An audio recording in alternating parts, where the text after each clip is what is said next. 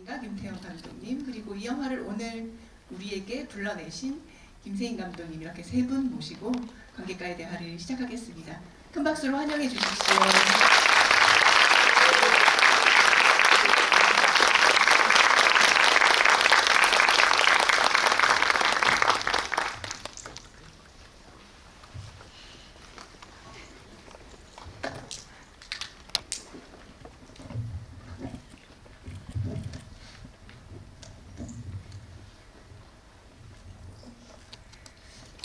세상에 이 작품을 다시 이렇게 극장에서 집중하고 보게 되었다는 게 너무 반갑고 좋고, 개인적으로는 김세인 감독님한테 너무 감사드린다는 생각도 좀 드는 그런 순간입니다.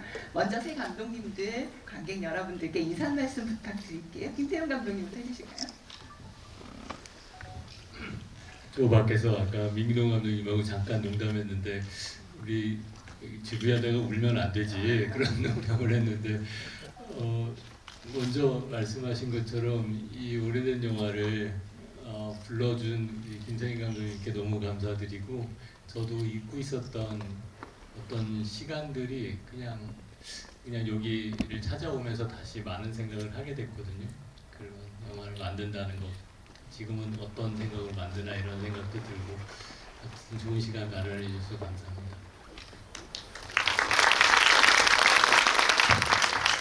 네, 안녕하세요. 김세인입니다. 저 이 영화를 선정하게 된 것은 정말 제가 그 스크린으로 이 영화를 본 적이 없어서 다시 스크린으로 보고 싶은 열망이 되게 컸어서 이제 선정했던 이유가 있고요. 오늘 이렇게 두 감독님들 모시고 뭔가 그 감독님들의 연출 기법을 많이 뽑아먹고 싶어서 네, 얘기 잘 이어가도록 해보겠습니다. 감사합니다. 네, 20세기 영화를 21세기에 다시 소환해 주셔서 너무 고맙고, 김태형 감독님 특히 중국에서 오늘 날아오셨어요. 그래서 너무 보기 힘든 게스트고 제가 만나자고 해도 사실 쉽게 만날 수 있는 분이 아닌데 김세인 감독님이 초대하니까 그래도 기꺼이 와주셔가지고 저도 김태형 감독을 같이 보게 돼가지고 너무 고맙습니다. 반갑습니다. 네. 너무 감사합니다. 이 세 분이 이렇게 나란히 있는 사진이 남겨질 거라는 걸 생각하니까 너무 기분이 좋고요. 좋습니다. 저도 감정이 이런데 감독님들 두 감독님께서는 진짜 특별한 순간이라는 생각이 드실 것 같아요. 영화 아마 만드셨던 때 순간도 많이 나실 것 같고, 이 영화 만드셨을 때 어떠셨어요? 기억나는 거 조금 먼저 들어볼까요? 김태형 감독님. 이때 제가 생각이 많이 나는 거는 뭐 여러 가지 생각들이 많이 이렇게 왜곡되게 시간이 지나면은 뭐 분명히 즐거웠을 때도 있었을 텐데 괴로웠던 기억들만 많이 남아 있다가 어느 시기가 이렇게 또 몇 년이 흐르면 즐거웠던 기억만 남아 있다가 또 시간이 흐르면 괴로웠던 기억만 남아 있다가 이렇게 계속 이런 느낌이 있어요. 그때 이제 저랑 민기동 감독님이랑 둘 다 경험도 적고 이제 막 너무 아무것도 모르고 이 상업 영화를 만든다는 거에 대한 준비도 전혀 안 돼 있었고, 그런데 그리고 이제 이야기적으로나 영화 산업에 있어서나 다 준비가 안 돼 있는 상태에서, 근데 99년이니까 그때 2000년에 세상 망한다고 막 그랬었어요. 그래가지고 99년에 망한다는데 우리 한 편 그래도 영화 만들 수 있는 기회가 있는 게 얼마나 다행이니, 뭐든 만들어 보자 이러면서 그냥 무작정 시작했거든요. 그때 저는 민기동 감독님과 그 영화를 하지 않았으면 지금까지 영화를 안 했었을 것 같아요. 못 했었을 것 같아요. 그 시기를 지내서 그 뒤로 이제 영화를 하게 된 거고, 요새는 또 우리 김세인 감독님처럼 워낙 재능 있는 분들은 데뷔하고 이렇게 갈 수 있지만 영화 데뷔하기가 너무 어려운 시절이잖아요. 요새는 정말 어렵잖아요. 근데 아마 분명히 전 데뷔를 못했을 거고, 그냥 이 영화를 생각하면 민기동 감독님한테 항상 감사해요. 그걸 어떻게든지 우리가 중간에 포기할 기회가 많았거든요. 그만하자, 이거 안 된다. 우리 호러도 모르고 영어도 모르고 상업도 모르고 아무것도 모르는데 여고 괴담 상업 영화를 할 수 있겠니? 그 세 개 중에 아무것도 모르는데 근데 아니 할 수 있어. 요거는 요거에 저희가 들어가서 막 연구하고 뭐 이런 뭐 노력도 하고 호러는 뭐 영화 많이 보면 갈 수 있고 상업 영화는 뭐 별거야 뭐 이런 했다가 하여튼 몇 번 그만두려고 했었는데 끝까지 민감님이 잡아주셔가지고 완성할 수 있었습니다. 민기정 감독님도 첨언을 좀 해주셔야 될 것 같아요. 어떠셨는지. 네. 뭐 이렇게 말씀하신 것처럼 이제 안 만들어질 이유가 훨씬 많았던 영화인데 속편으로 데뷔했잖아요. 근데 저희들은 사실 그 전에 3D 애니메이션을 1년 동안 연구했고 미래의 영화는 새로운 스타일의 새로운 형식의 영화다라고 생각하면서 기존 이런 상업 영화들을 그렇게 막 흠모하던 사람들이 아니었기 때문에 그냥 전편이 잘 됐는데 뭐 굳이 또 속편까지 만들어서 그러실까 이런 의문들을 갖고 있었고 또 무신론자고 별로 공포도 없고 장르 영화에 대한 취향도 막 깊고 이러진 않았어가지고 말씀하신 것처럼 그냥 공포 영화, 뭐 괴담 영화 이런 맥락보다 뭐든 만들어서 세상에 뭔가를 표현하는 것 자체를 우리 늘 좋아했고 그래서 서로 감독이라고 부르지도 않고 사람들에게 감독이라고 소개하지도 않았지만 뭐를 만들어내는 사람이라고 소개하는 방식이고 그 작업의 일환으로 부딪혀서 그냥 잘 모른 척 했던 것 같아요. 모른 채 한 것 같아요. 근데 그게 과정이 뭔지 알고 결과의 의미가 이렇게 시간이 흘러서 어떻게 쌓이는지도 알고 그 행위가 무슨 뜻인지 알았더라면은 저희는 정말 못했을 것 같아요. 너무 마치 못 모르고 결혼해서 막 이렇게 막 우리가 살 수 있는 어떤 인생이 있는 것처럼 얼마나 무서운지 모르고 힘든지 모르고 그냥 젊은 어떤 에너지로 막 이렇게 달려가서 이렇게 또 기이한 어떤 결과물이 이렇게 나오고 그랬던 것 같아요. 그 사실 그 여고괴담 시리즈 얘기를 할 때 많은 사람들이 여고괴담 시리즈에 뭔가 정체성을 부여한 작품으로 이 작품을 늘 언급을 하고 있고 그 전에 여고괴담 그 상업적으로 성공한 작품이 있습니다만 아주 색다르게 다른 느낌으로 영화를 만들었다는 호평을 엄청나게 받은 작품이고 말씀 들어보니까 99년도에 두 감독님의 용기와 끈기로 이 작품이 완성된 것이 너무 다행이고 너무 좋다 이런 마음이 드는 그런 순간입니다. 저희가 상업 영화를 싫어해서 그런 게 아니라 모질라서 정말 하려고 한 거예요. 최선을 다해서 장르 영화도 공부하고 그냥 그 준비가 안 돼 있었던 거고 이제 좀 장르 영화보다는 이제 다른 영화들을 더 많이 좋아했었던 것 같아요. 그러다 보니까 준비가 안 돼 있고 이런 해보지 뭐 이런 의욕이 있었고 나름 열심히 한 거예요. 근데 이제 그런데 저희가 스케줄 이제 김성희 감독님 말씀하셔야 되는데 제가 괜히 지금 멀리 왔다고 지금 마이크 잡고 멀리 저 불러만 주시면 항상 옵니다. 나올 기회만 찾고 있어요. 육아 너무 힘들어서 불러만 주시면 어떻게든지 나오려고 하는데 하여튼 저희가 3월에 만났어요. 회사로부터 여고괴담이라는 시리즈를 있는데 해보겠느냐. 그래서 민규 감독님하고 둘이 언제 개봉하면 됩니까? 그랬더니 올해 안에 개봉하면 됩니다. 라고 해서 3월이니까 그때 아무 개념이 없었죠. 3월이니까 12월까지 충분히 완성할 수 있는 거 아니야? 이렇게 생각한 거예요. 그냥 단편 영화 막 우리 뭐 일주일 안에 쓰고 막 어떻게 해서 하면 되겠지 뭐 이렇게 하고 그러면 역순을 하다 보니까 그리고 방학 동안에 찍어야 되는 거예요.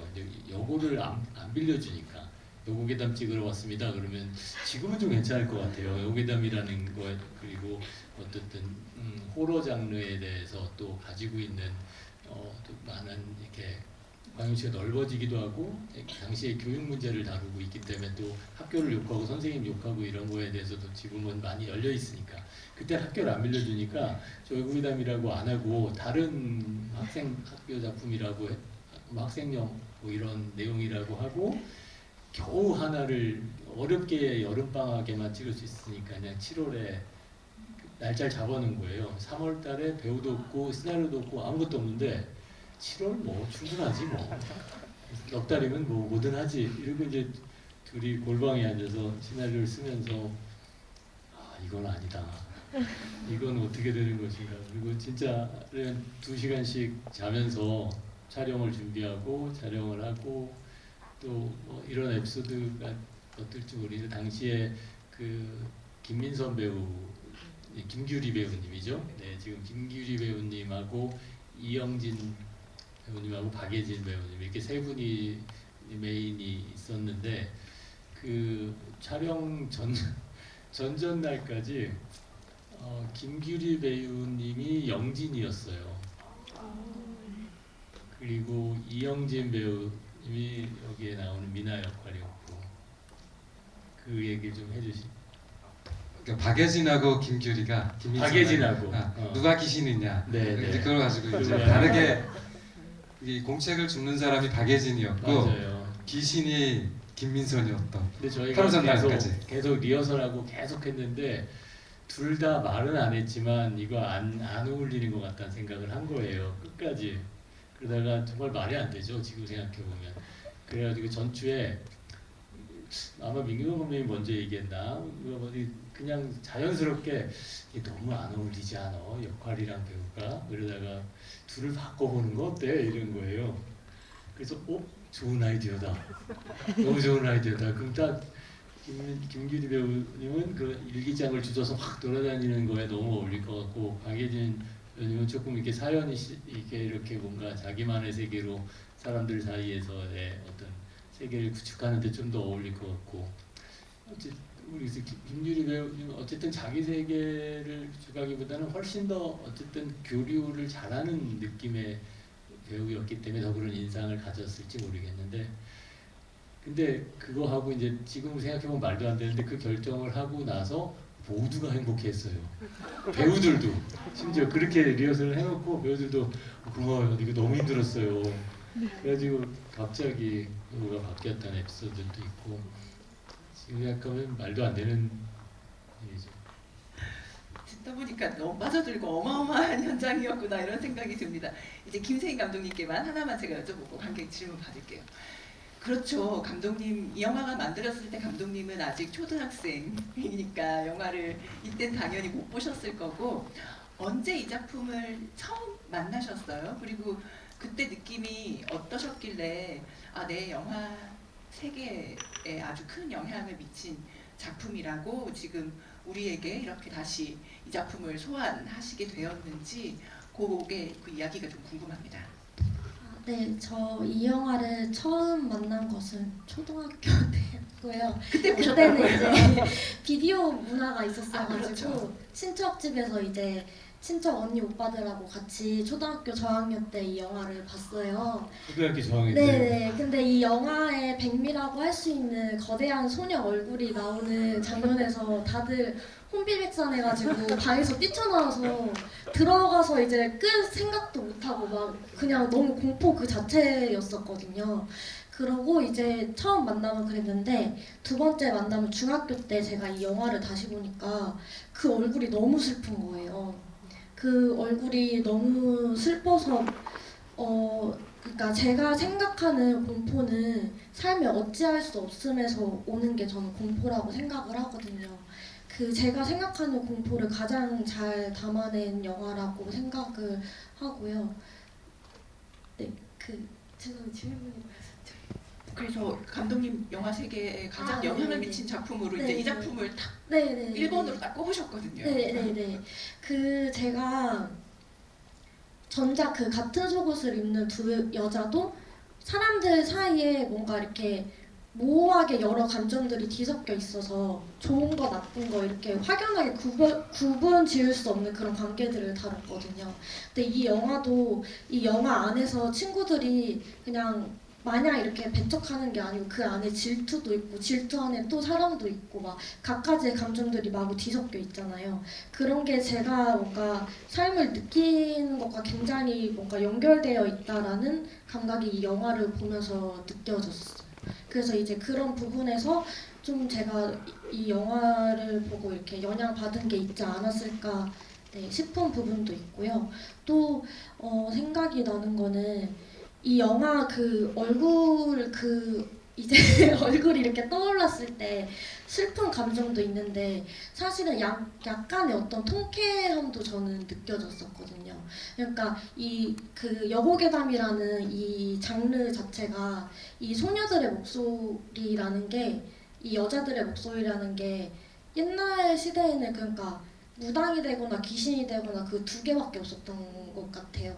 그렇게 뭔가 그런 존재가 되어야지만 이 목소리가 이렇게 드러날 수 있었던 어떤 그런 시대라든지 그런 상황들이 있었던 것 같은데 저는 그런 부분에서 그러니까 뭔가 이렇게 가려져 있던 목소리들이 이렇게 앞에서 크게 울리는 그런 것들을 좋아하는데 아무래도 이 영화에서 저 그런 부분도 또 연결된 부분이 있지 않을까 싶습니다.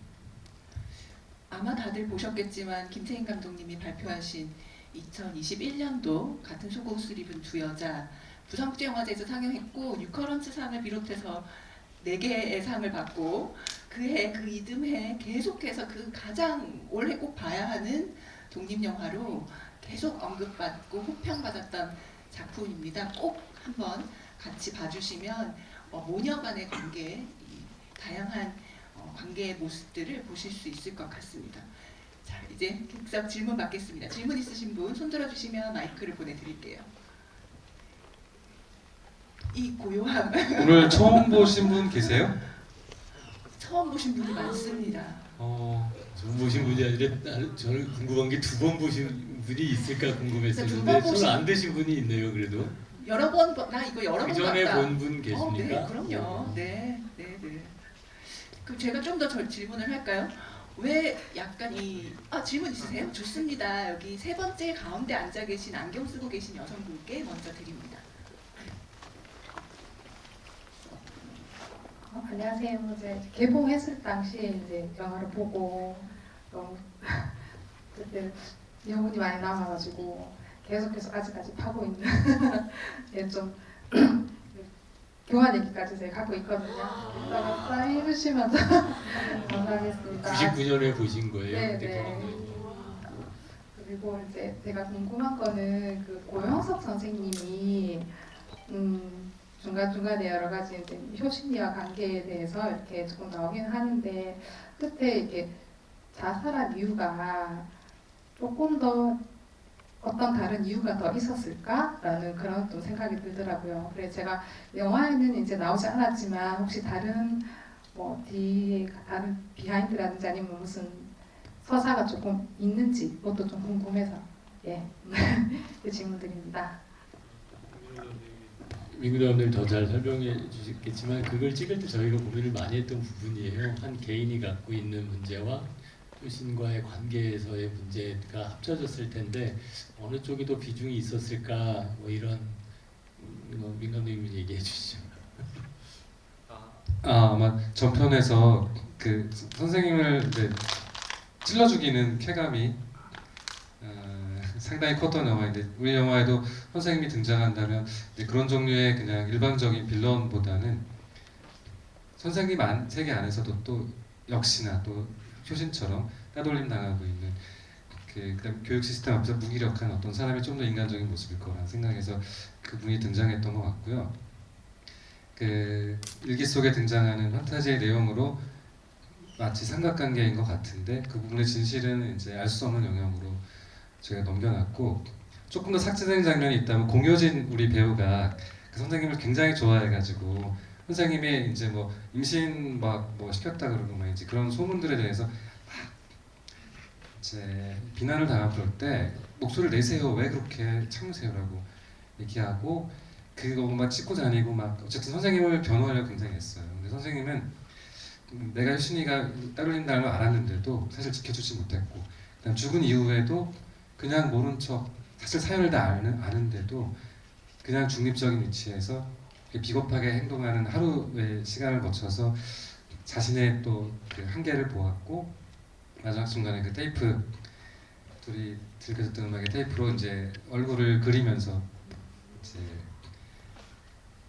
효신의 얼굴을 그리워하고 또 효신이 옆에서 뭐라고 속삭이잖아요. 괜찮아. 나 여기 귀신인데 괜찮아? 뭐 어떤 얘기인지 모르겠지만 너무 힘들면 놔도 돼. 뭐 이런 얘기를 했을지도 모르겠어요. 그래서 마지막 대화를 나누고 떠나보내는 방식으로 그러니까 이미지는 전혀 비극적이지 않은데 역시 적응하지 못하는 어른 한 명이 동시에 같이 있었던 그런 이미지를 그려보려고 했었던 것 같아요. 네, 좋습니다. 계속 질문 받겠습니다. 이번에는 계단에서 세 번째 여자 남자분께 네.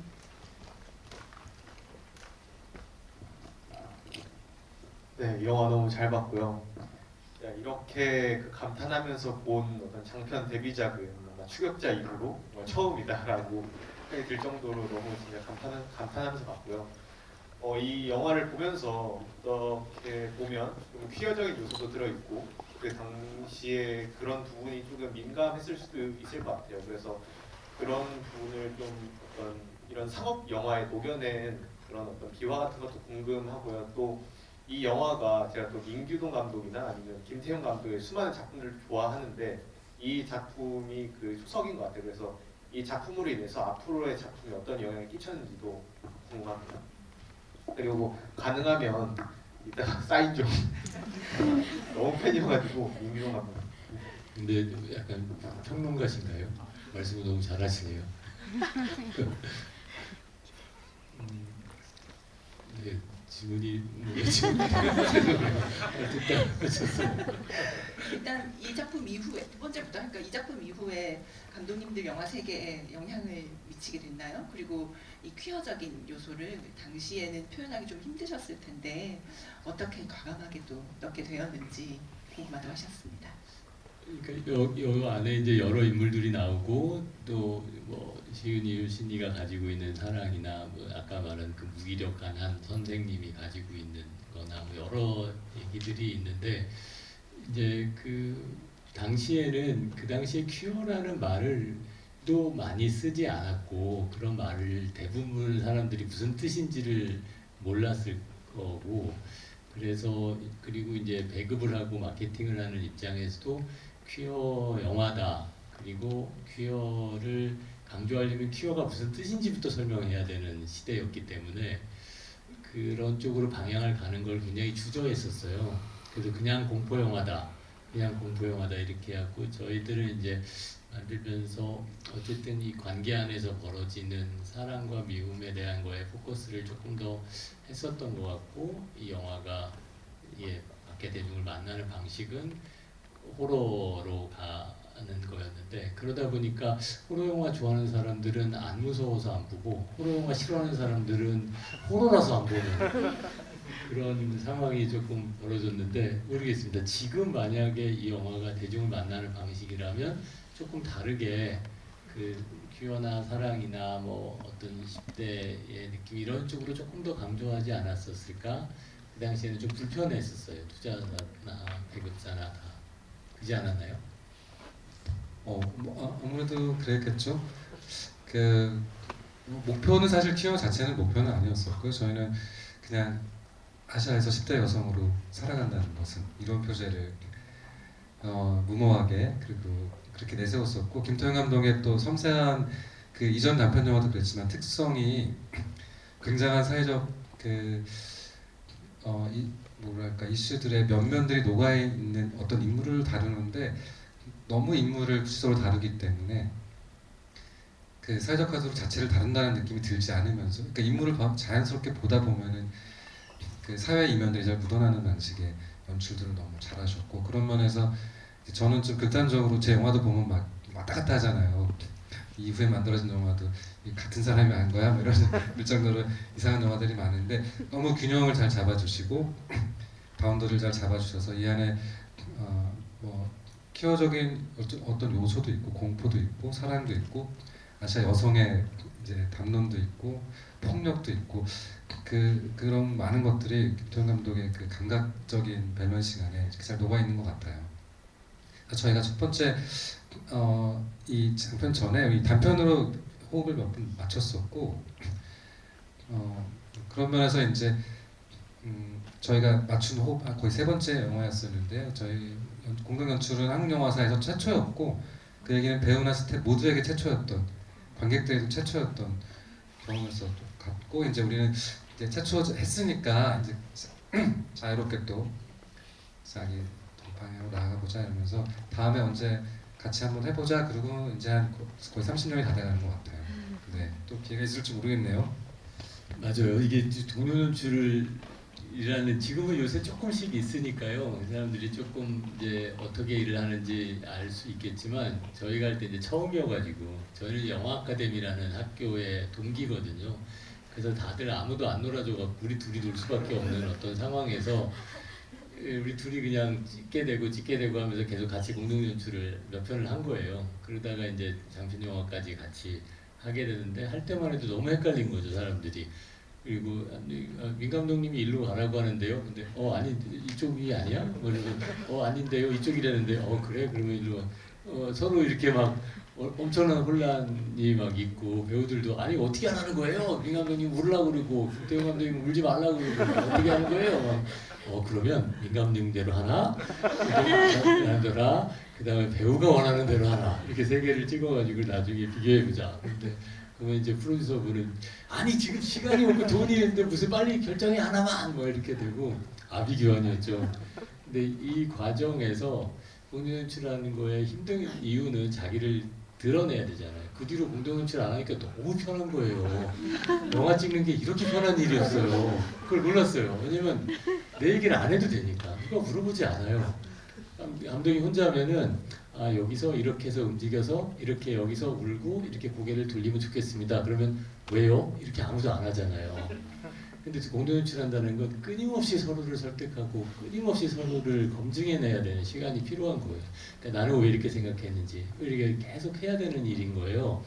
그러다 보니까 더 좋은 말로 훨씬 깊어질 수 있죠. 더 예민해지고 혼자 연출할 때는 그냥 내가 불분명한 것도 그냥 그냥 배우분들 스태프분들이 웬만하면 해주니까 그냥 하나보다 이러는데 계속 곱씹을 수 있는 시간이 엄청난 훈련을 한 거예요. 그래서 저는 그 공동 연출을 하면서 영화의 모든 건 그때 배웠다. 민규 감독님한테 배웠고 모든 그 영화는 이런 거구나. 내가 뭘 하나 할 때 이걸 어떻게 말로 설명하고 어떤 식으로 이 카메라 앞에 서 있는 사람을 설득 못 시키고 같이 있는 친구를 설득이 안 되는 어떤 순간들은 윽박질러서 하든 뭘로 하든 자기를 어쨌든 돌아보고 주로 이렇게 하면 안 되는구나 많이 배웠던 감독교사. 그래서 원더랜드 하면서 내가 혼자 하니까 이렇게 또 안 되는구나.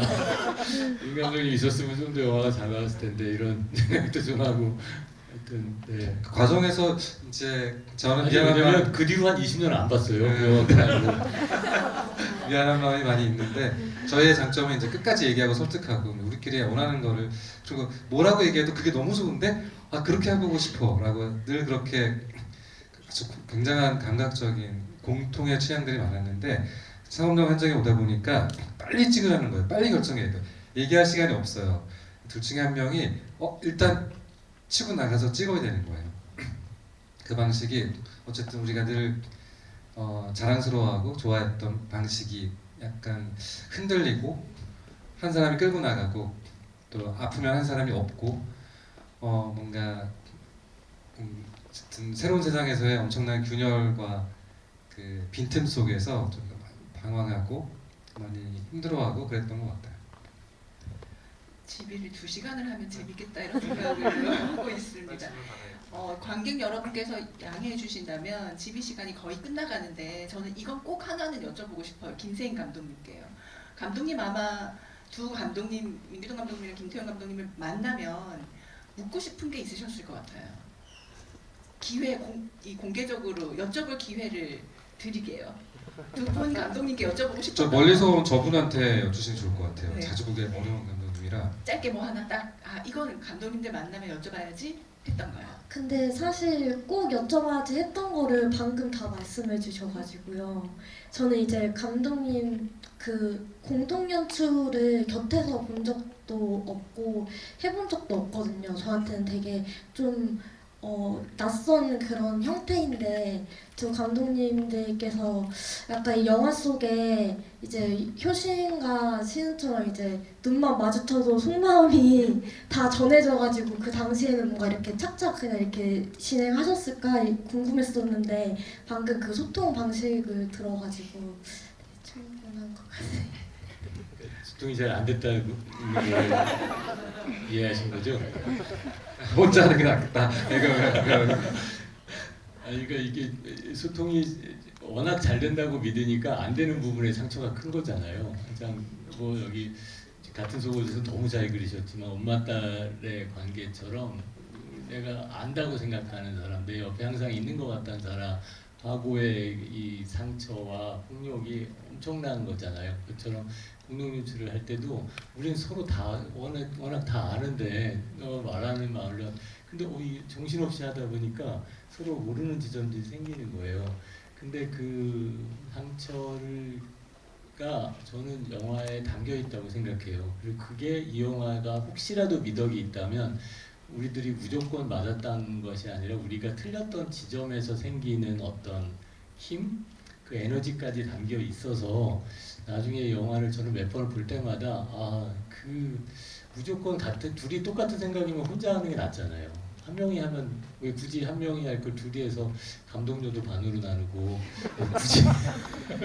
굳이 그럴 필요 없는데 우리가 다르기 때문에 생기는 에너지가 그 당시엔 힘들었는데 나중에 생각하니까 이게 큰 힘이었구나.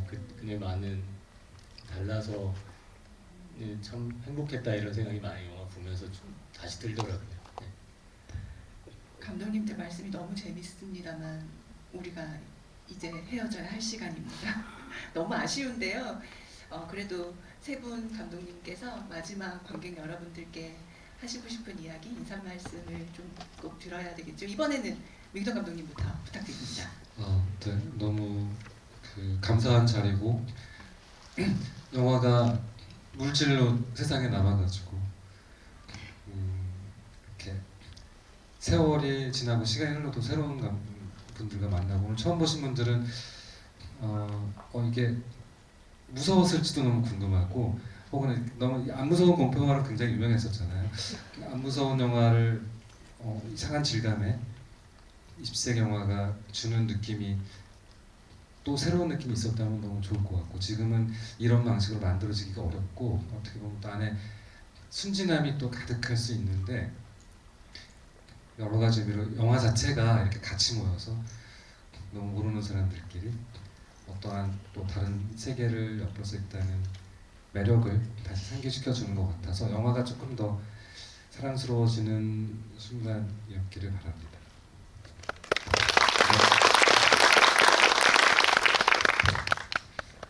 제가 첫 영화를 찍으면서 이제 뭔가 많은 일들이 변수들이 많이 생기잖아요. 그럴 때마다 이런 완벽한 영화는 진짜 완벽한 상태에서 정확하게 찍어진 것들이고 내가 지금 찍는 거는 영화가 아닌 것 같다라는 생각이 들 때가 있었거든요. 그래서 그런 뭔가 완벽한 상태가 아닌 것에 대한 괴로움이 조금 있었는데 이번 기회를 통해서 감독님들의 여러 우리가 얼마나 엉망으로 만들었는지를 얘기를 막 찍어도 된다는 내용 위로를 받은 여러 사정들을 저번 지부일 때도 그렇고 오늘도 그렇고 들으면서 내가 생각했던 그 완벽한 영화라는 것이 정말 허상인 거고 감독님들께서 말씀해 주신 대로 상황에 따라서 그 에너지를 조율하면서 만드는 것이 진정한 이제 영화다라는 것을 느끼게 되었습니다. 진짜 큰 공부가 되었고 너무 감사합니다. 앞으로 만들 때마다 이렇게 막 찍은 영화도 있는데 뭐 저 정도야 뭐 이러면서 맞아요. 비슷한 생각 저도 했어요. 진짜로 그냥 오늘은 찍으면서도 많이 생각했는데 제가 갖고 있는 에너지가 워낙 뭘 어떻게 해야 될지 모르겠고 또 뭔가를 파야 되고 또 발견해야 되고 또 만든 걸 실수로 느끼고 오늘 찍은 거 내일 와가지고 또 후회하고 이 에너지들이 영화 만들 때 중요하구나. 제가 원더랜드가 그런 에너지가 없었다고 고백하는 건 아니고요. 이 시간이 지나면서 내가 갖고 있었던 에너지는 어디가 있을까 이런 생각을 진짜 최근에 많이 해요. 영화를 만든다는 것도 요새 여러분 더 잘 아시겠지만 영화계가 전체적으로 어려운 것도 있고 영화가 뭘까라는 근본적인 질문까지 요새는 하는 시기이기 때문에 다시 영화를 만들 수 있는 기회가 있다면 이제 어떻게 해야 될까 그런 고민을 많이 하는 때인데 이 딱 부산영화제에서 감독님이 불러주셔서 이게 어떤 신호가 돼서 저한테 저 다음 영화에 저는 사실은 그 다른 분들 영화에 큰 관심 없어요. 제 영화만 관심 있어요. 그래서 김세현 감독이 불러주셔서 제 영화를 고민하고 있어요. 지금 이 다음 영화를 이렇게 불러준 이 계기로 뭔가 조금 더 에너지 강한 영화를 만들어 보고 싶다 이런 생각이 갑자기 오늘 좀 들었어요. 그래서 그렇게 생각을 하게 만들어줘서 너무 감사하고 네 그렇습니다.